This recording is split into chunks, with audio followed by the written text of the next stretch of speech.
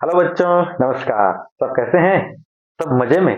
हाँ, मजे में रहना चाहिए और हमको केमिस्ट्री पढ़ते रहना चाहिए।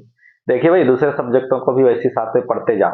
पता चल रहा है केमिस्ट्री में अच्छे अंक आ रहे हैं और दूसरे सब्जेक्ट में आप लोग डाउनफॉल में जा रहे हैं।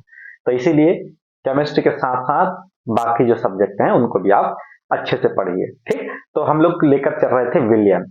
ठीक, तो विलियन में इससे पहले में हमने देखा था ठोसों की द्रवों में विलेयता। आज देखेंगे गैसों की द्रवों में विलेयता। ओके, गैसें भी जो है, जो द्रव होता है उसमें क्या होती है, विलेय होती है। ओके, सब जानना चाहेंगे?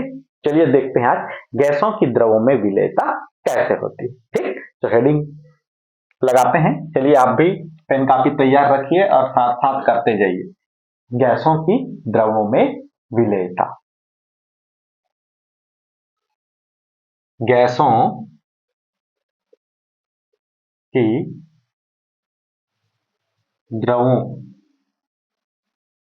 में विलेयता।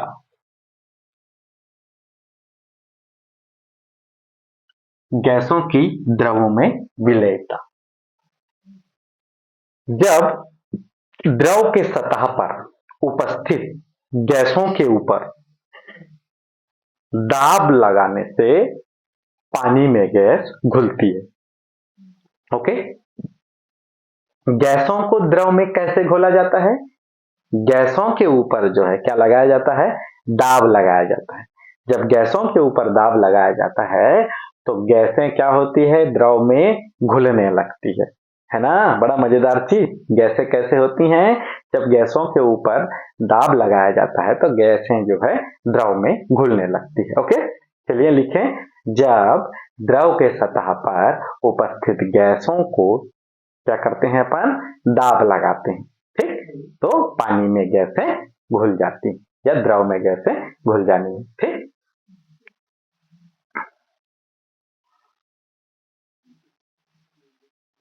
जब द्रव के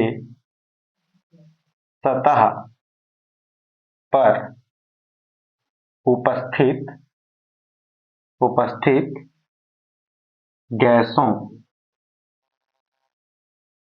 के ऊपर दाब लगाया जाता है, दाब लगाया जाता है, तो गैसें द्रव में घुल जाती हैं, घुल जाती हैं। ठीक है, जिस गैस को, जिस द्रव में हमको घोलना है उस द्रव के सतह पर जो उपस्थित गैसें हैं उनके ऊपर क्या लगाएंगे, दाब लगाएंगे। जैसे ही दाब लगाएंगे तो क्या होगा, गैस उस द्रव में घुल जाएगा। ओके, ठीक है भाई, देख लो।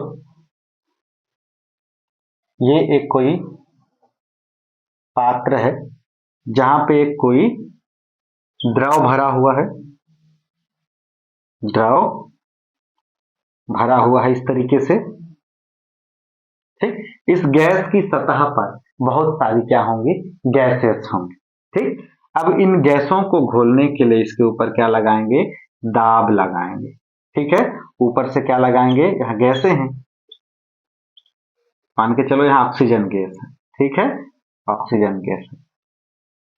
ठीक है भाई, इसके सतह पर तो ऊपर से हम क्या करेंगे, दाब लगाएंगे, ऊपर से दाब लगाएंगे इसकी ओर। तो दाब लगाने पर ये गैसें जो है इधर द्रव की ओर जाएंगी और गैसें इस द्रव के अंदर में क्या हो जाएंगी, घुल जाएंगी। तो इस तरीके से हम क्या कर सकते हैं, गैसों को द्रव में जो है विलय कर सकते हैं। ठीक है, इस तरीके से क्या होंगी, गैसें द्रव में विलय होंगी, विलय। ठीक है भाई, तो आप समझ पा रहे हैं कि जब भी किसी गैस को द्रव में घोलना हो तो उसके ऊपर दाब लगाओ और वो गैस जो है अपने आप द्रव में घुल जाए। ठीक है, चलिए इसको नोट कर लीजिए। हुआ? ठीक,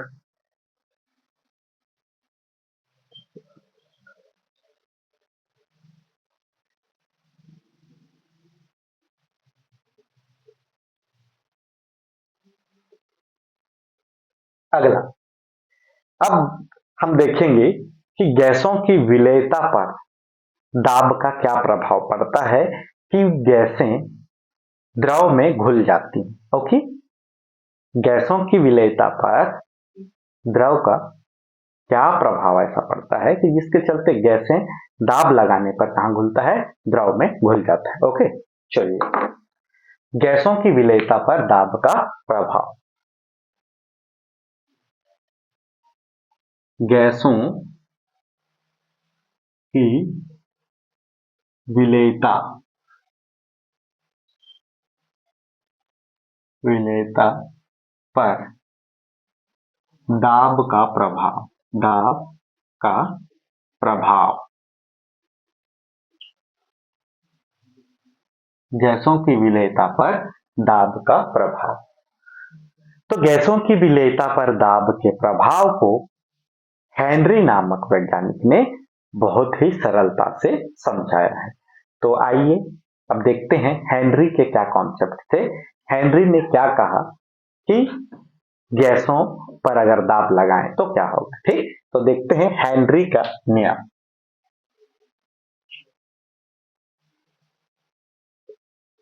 हेनरी का नियम,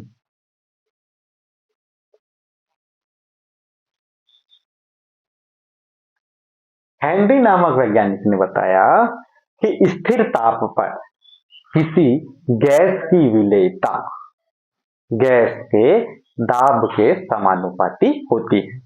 ओके, समझ आ रहा है? फिर रिपीट कर रहा हूं, स्थिर ताप पर किसी गैस की विलेयता गैस के दाब के समानुपाती होती है। ओके, चलिए लिखें। हेनरी ने क्या कहा? हेनरी ने कहा स्थिर ताप पर किसी गैस की विलेयता स्थिर ताप पर किसी गैस की विलेयता स्थिर ताप पर किसी गैस की विलेयता गैस के दाब के गैस गैस के दाब के समानुपाती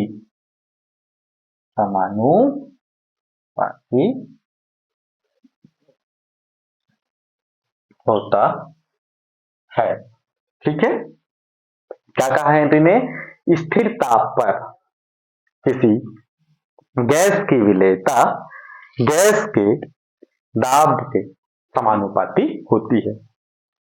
मतलब उस गैस में जितना दाब लगता है उतनी ही गैस उस द्रव में घुलती जाती है। ओके, तो इसको इसने दिया formula m directly proportional to p। ठीक, m समानुपाती p। समानुपाती के चिन्ह को हटाएंगे तो यहाँ पे एक नियतांक का गुणा होता है, जिस नियतांक को कहते हैं हेनरी नियतांक। क्या कहा जाता है? हेनरी नियतांक। क्या कहा जाता है भाई? हेनरी नियतांक। ठीक, ओके, के पी, तो m इक्वल टू के एच पी, है ना? ठीक है, इसको क्या कहेंगे? हेनरी नियतांक। क्या कहा जाता है इसको? हेनरी नियतांक। यहाँ पे देखें, जहां के एच ये क्या है भाई? हेनरी नियतांक। m क्या है? घुले हुए गैस का या गैस की मात्रा, घुली हुई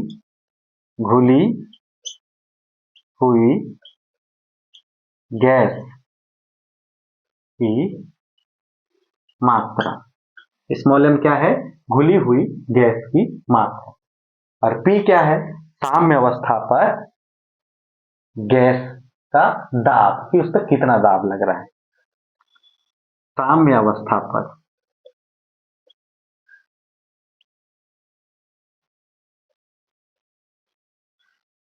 साम्य अवस्था पर गैस का दाब। ठीक है, इस तरीके से। ठीक है भाई, तो गैसों की विलेयता पर दाब का प्रभाव हम किनके नियम से समझ रहे हैं? हेनरी के नियम से। तो हेनरी ने क्या कहा था कि स्थिर ताप पर किसी गैस की विलेयता गैस के दाब के समानुपाती होती है। फिर उन्होंने फॉर्मूला स्थापित किया, m is directly proportional to p, यानी m समानुपाती p। तो यहाँ पे समानुपाती का चिन्ह जैसे ही हट जाता है तो एक नियतांक का गुणा होता है जो कि हेनरी नियतांक है। ठीक, m इक्वल टू के एच पी, है ना, जहाँ के एच जो है हेनरी नियतांक है और m घुली हुई गैस की मात्रा है, p जो है साम्य अवस्था पर गैस का दाब है। ओके, ठीक। तो इस तरीके से हेनरी ने दाब के प्रभाव को बताया गैसों की विलेयता पर। तो ठीक है, इसको लिख लीजिए, जल्दी से लिख लीजिए, स्क्रीनशॉट ले सकते हैं या फिर वीडियो को रोक कर आप लिख सकते हैं। हो गया, चलिए।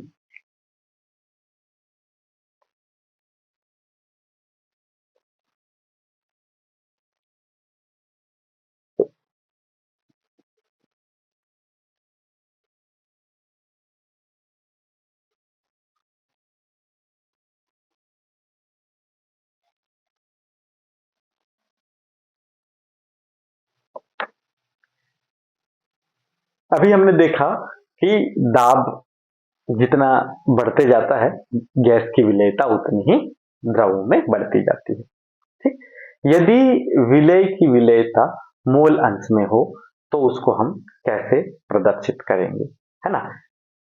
जो विलेय है वो अब किसमें होगा, उसकी विलेयता मोल अंश में, तो उसको हम कैसे समझेंगे, ये देखिए तब किस तरीके से होगी।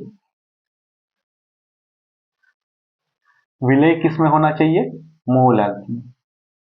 विलेय जो है मोल अंश में होनी, मोल अंश में। इसकी विलेयता देखते हैं, विलेय जो है मोल अंश में होगा तो इसकी विलेयता देखते हैं। तो इसमें हेनरी के अनुसार हम कैसे समझ सकते हैं?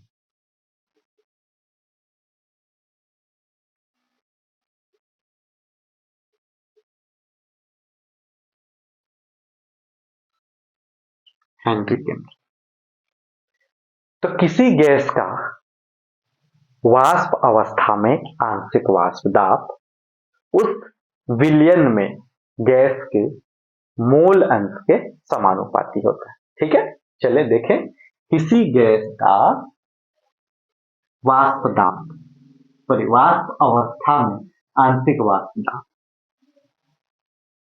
किसी गैस का वाष्प अवस्था अवस्था में आंशिक वाष्प दाब, आंशिक वाष्प दाब P, गैस अवस्था में आंशिक वाष्प दाब उस विलयन में गैस के मोल अंश के समानुपाती होता है, उस विलयन में गैस के मोल अंश के समानुपाती होता है। विलयन उस विलयन में गैस उस विलयन में गैस के मोल अंश मोल अंश मोल अंश, है ना, उस विलयन में गैस के मोल अंश के समानुपाती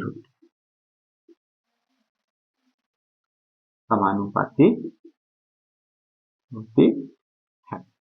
ठीक है, किसी गैस का वाष्प अवस्था में आंशिक वाष्प दाब यानी कि P उस विलयन में गैस के मोल अंश के समानुपाती होती है। ठीक है,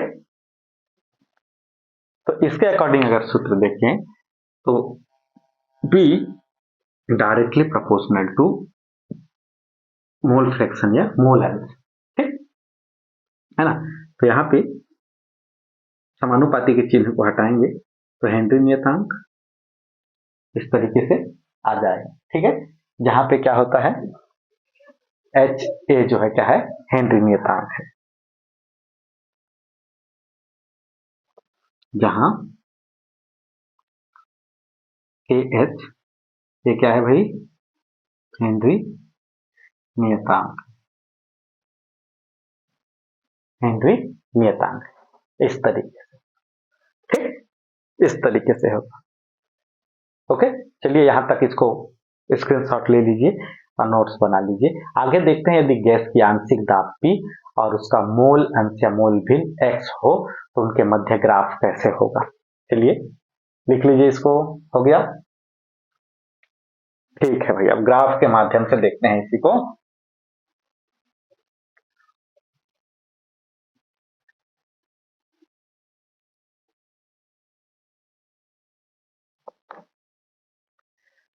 यदि गैस की आंशिक दाब P और उसका मोल भिन्न या मोल अंश X के रूप में प्राप्त हो तो ग्राफ खींचा जाए दोनों के बीच में, तो एक सरल रेखा प्राप्त होती है जिसका ढाल जो है हेनरी नियतांक द्वारा व्यक्त किया जाता है, ठीक है।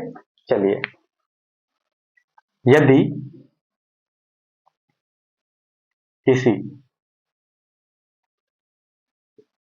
गैस के आंशिक दाब, यदि किसी गैस के आंशिक दाब, आंशिक दाब P और मोल भिन्न X, मोल भिन्न X के मध्य ग्राफ खींचा जाए, X के मध्य ग्राफ खींचा जाए तो एक सरल रेखा प्राप्त होती है, ठीक है। तो क्या होती है भाई,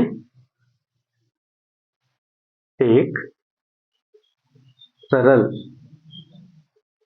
रेखा प्राप्त होती है, एक सरल रेखा प्राप्त होगी और जिसके ढाल को हेनरी नियतांक द्वारा व्यक्त किया जाता है, जिसके ढाल को हेनरी नियतांक व्यक्त करता है। हेनरी नियतांक जो है क्या करेगा, उसके ढाल को व्यक्त करेगा, ठीक है भाई। चलिए यहाँ पे देखते हैं, ये एक अक्ष है, ये y अक्ष है और ये x अक्ष, ठीक।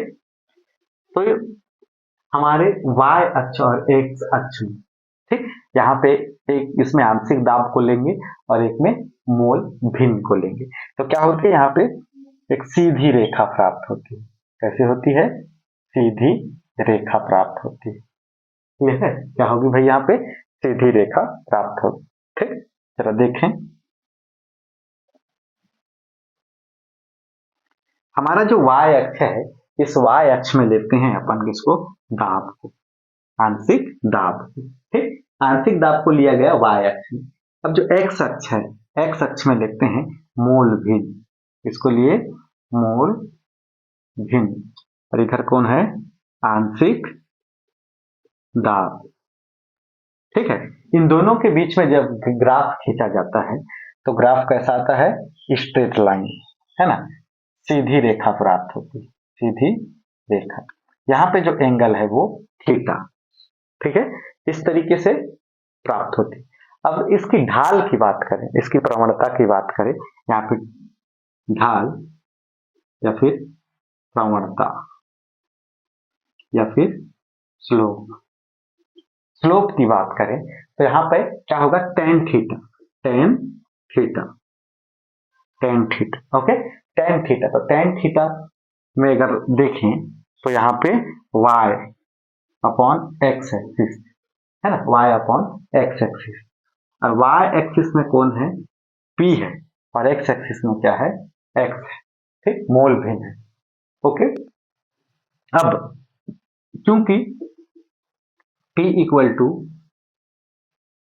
के एच एक्स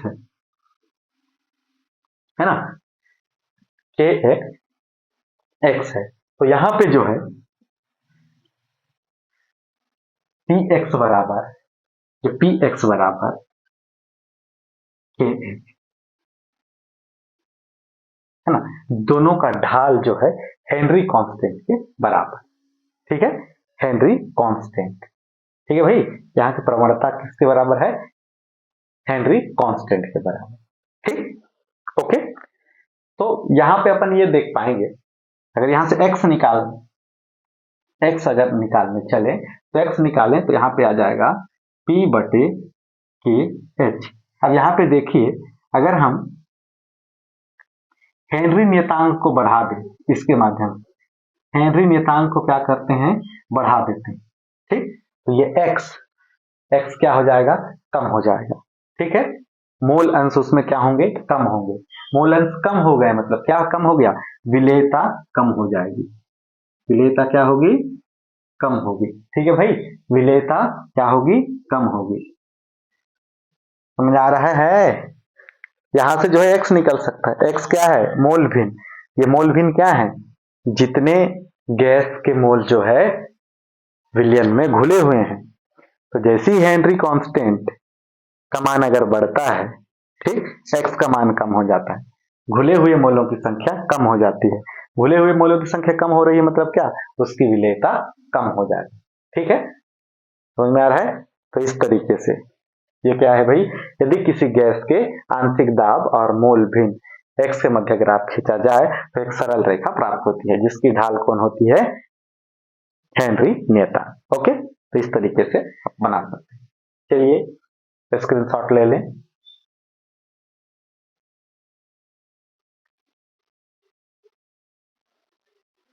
ठीक,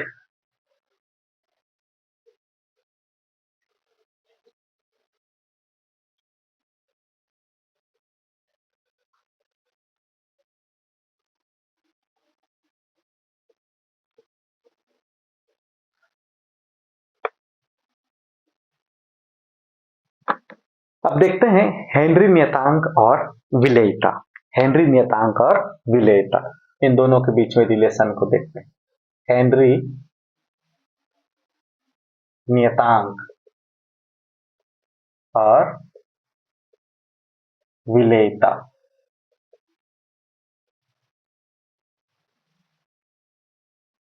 हेनरी नियतांक और विलेयता, तो हेनरी के नियमानुसार x बराबर पी अपॉन के एच, समान दाब पर गैसों की विलेयता हेनरी स्थिरांक के व्युत्क्रमानुपाती होती है।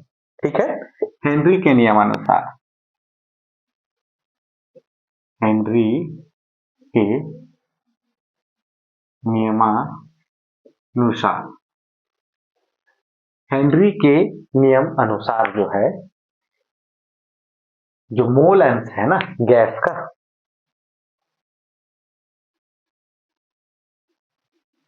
P अपॉन के एच, जो मोल अंश है गैस का, है ना, वो समान दाब पर गैसों की विलेयता, है ना, समान दाब पर गैसों की विलेयता, समान दाब पर गैसों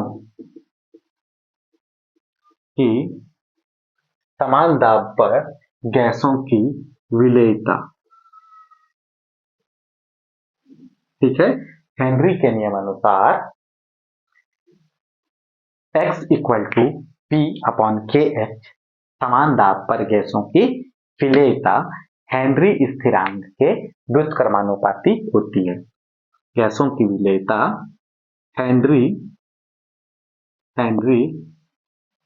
स्थिरांक के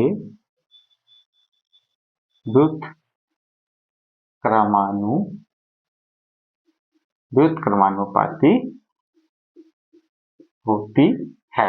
ठीक है, तो विलेयता जो होती है वो हेनरी नियतांक क्या होती है, व्युत्क्रमानुपाती होती है। ठीक है, ओके।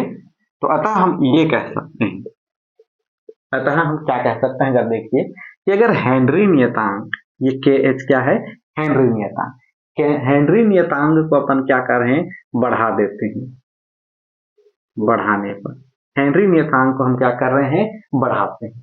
तो हेनरी नियतांक को जैसे बढ़ाते हैं तो गैसों की जो विलेयता होती है, विलेयता, गैसों की विलेयता वो क्या हो जाती है, घट जाती है। ठीक है, घट जाती है या कम होती है। ठीक है भाई, घट जाती है, क्या होगी, कम होगी। हेनरी नियतांक को जैसे ही बढ़ाएंगे, बढ़ाने पर विलेयता क्या होगी, कम होगी।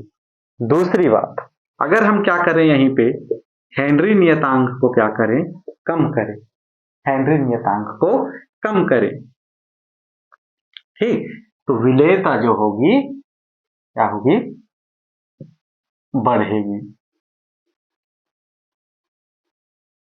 ठीक है भाई, विलेयता बढ़ती है। उदाहरण देख लेते हैं इनका, नाइट्रोजन व ऑक्सीजन, नाइट्रोजन और ऑक्सीजन, इन दोनों को जब हेनरी नियतांक को बढ़ाया जाता है, हेनरी नियतांक को बढ़ाया जाता है, ठीक है ना, दोनों के लिए जो है ताप बढ़ाते हैं। ओके, हेनरी नियतांक को क्या करेंगे, बढ़ाएंगे। ठीक है, साथ में ताप बढ़ाते हैं। ठीक है भाई, ओके, हेनरी नियतांक बढ़ रहा है, ये भी कह सकते हैं कि टेम्परेचर भी क्या हो रहा है, यहाँ पे बढ़ रहा है, ताप बढ़ाते हैं, है ना, हेनरी नियतांक बढ़ रहा है या फिर ताप भी साथ में बढ़ रहा है, तो इसकी विलेयता जो होती है, इसके अनुसार क्या होगी, हेनरी नियतांक बढ़ने से विलेयता कम होगी। बिल्कुल सही, हेनरी नियतांक के बढ़ने से विलेयता क्या हो जाएगी, कम हो जाएगी, कम हो जाती है। ठीक है, कम हो जाएगी, समझ आ रहा है। ठीक है भाई, तो जैसे ही ताप बढ़ता है ना, ताप बढ़ता है ना, ताप बढ़े या फिर हेनरी नियतांक भी बढ़े तो क्या होगी, उनकी विलेयता जो है कम हो जाती है। ठीक, इसी कारण जलीय जीवों को गर्म पानी में रहने की अपेक्षा ठंडे पानी में रहना अधिक आरामदायक होती है। ठीक है, इसका प्रभाव क्या है, इसी कारण, इसी कारण जलीय जीवों को, जलीय जीवों को, जीवों को गर्म पानी या गर्म जल, गर्म जल के बजाय ठंडे जल में रहना ज्यादा आरामदायक होती है, ज्यादा आरामदायक होती है। ठीक है, तो इस तरीके से भाई हेनरी नियतांक और विलेयता में रिलेशन देखें तो हेनरी के नियम अनुसार एक्स है ना, ये मोल अंश इक्वल टू, गैस का मोल अंश equal to P upon K H, Henry नियतांक, समान दाब पर गैसों की विलेयता हेनरी स्थिरांक के व्युत्क्रमानुपाती होती है। अतः हेनरी स्थिरांक को बढ़ाने पर उनकी विलेयता, गैसों की विलेयता कम हो जाएगी। वहीं हेनरी स्थिरांक का मान, हेनरी नियतांक का मान कम करेंगे तो विलेयता बढ़ेगी। इसके उदाहरण नाइट्रोजन, ऑक्सीजन, इनका हेनरी नियतांक जो है अधिक होता है या ताप बढ़ाते हैं तो विलेयता क्या हो जाती है, कम हो जाती है। इसी के चलते, इसी कारण जलीय जीवों को जो है गर्म जल में रहने के बजाय ठंडे जल में रहना ज्यादा आरामदायक होती है। ठीक है भाई, चलिए इसको स्क्रीनशॉट ले लीजिए, आगे देखते हैं हेनरी के नियम की सीमाएं।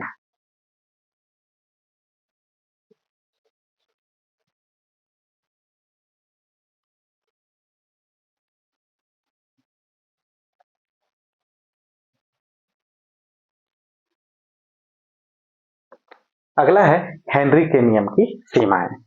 तो हेनरी का नियम कहाँ कहाँ काम करती है, किस सीमा तक काम करती है, किसके बाद वह नियम लागू नहीं होता। दाब बहुत अधिक नहीं होना चाहिए। ठीक है, हेनरी के नियम उन्हीं स्थितियों में लागू होगा जैसे पहला है दाब बहुत अधिक नहीं होना चाहिए, ताप बहुत कम भी नहीं होना चाहिए, गैस की विलेयता विलायक में कम हो, जो गैस ले रहे हैं उसकी विलेयता विलायक में कम होनी चाहिए, और गैस की आणविक अवस्था, है ना, गैस की आणविक अवस्था और उसके गैसीय अवस्था दोनों जो है क्या होना चाहिए, आपस में बराबर होना चाहिए। ठीक है, हेनरी नियम की सीमाएं, हेनरी के नियम की सीमाएं।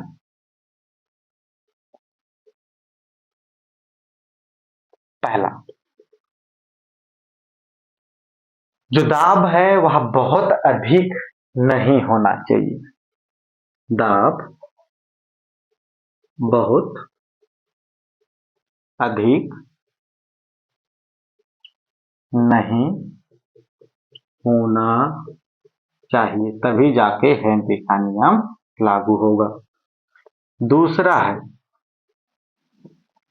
ताप को बहुत कम भी नहीं होना है ना, ताप बहुत कम ना हो, ठीक है, ताप भी जो है बहुत कम ना हो। ठीक, गैसों की विलेयता विलायक में कम हो, गैसों